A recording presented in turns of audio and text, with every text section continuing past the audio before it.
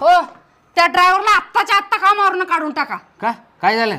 मी 2दा मरता मरता वाचले आज. त्याला एक फक्त शेवटचा चान्स दे. जर तू तिसऱ्यांदा वाचलीस तर त्याला 100% कामावरून काढून टाकतो. बर बर.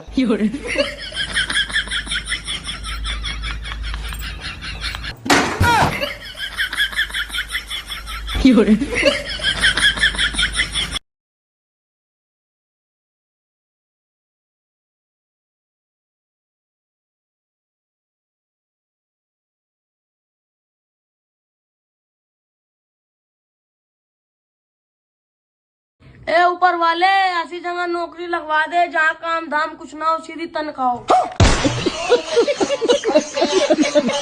बायको गोड असेल तर आयुष्याचा मुरंबा होतो आणि तिखट असेल तर लोणचं होतंय. पण नवरा गोड असो, तिखट असो, खारट असो, त्याची मात्र चटणीच होते. यार ये बता, शादी में 7 फेरे लेते समय चक्कर तो नहीं आते? अरे उस समय नहीं आते, पर शादी के बाद जिंदगी भर आते हैं. बाई फळं तर लईच महाग झाले, 200-300 रुपये. मला तर लई खाऊ वाटायले. काय करते आता? आवाज बसलाय. सकाळी ॲडमिट होते, सलाईन लावून घेते, मग मैत्रिणी घेऊन येते फळं, मग मन भरवून खाते. तसंच करते आता सकाळी. ओ सासूबाई, हे घ्या तुमची मुलगी. नको मला. जावई बापू, मी तुम्हाला आधीच सांगितले, एकदा दिलेला माल परत घेतला जाणार नाही. बाई फळं तर लईच महाग झाले, 200-300 रुपये. मला तर लई खाऊ वाटायले. काय करते आता? आवाज बसलाय. सकाळी ॲडमिट होते, सलाईन लावून घेते, मग मैत्रिणी घेऊन येते फळं, मग मन भरवून खाते. तसंच करते आता सकाळी. आव कुठे झाल्या? मरायला चलो. येतोस काय? हे घ्या, जर विचार बदलला की नाही, घरला येतोय 2 किलो बटाटे, 2 किलो वांगे आणि 1 कोथिंबीरची जुडी आणा. पैसे जर उरले तर मिरच्या घेऊन या. आण.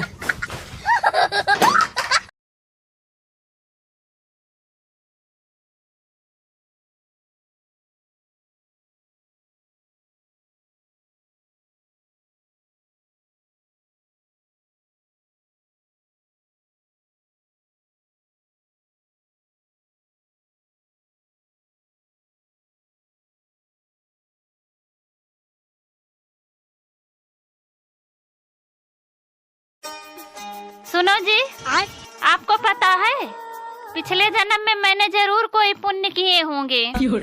क्यों? अरे तभी तो आप जैसे पति मुझे मिले हैं. अरे तो फिर मैंने कौन सा पाप किया था? अहो, माझा भाऊ आलाय बस स्टँडला, त्याला जाऊन घेऊन या बरं. आपल्याला लय कटाळा आलाय गाड्या. भावाचं काही नाही हो, तो कसा बी आला असता, पण माझी बहीण बी सोबत होती म्हणून म्हणलं. लगेच आणतो.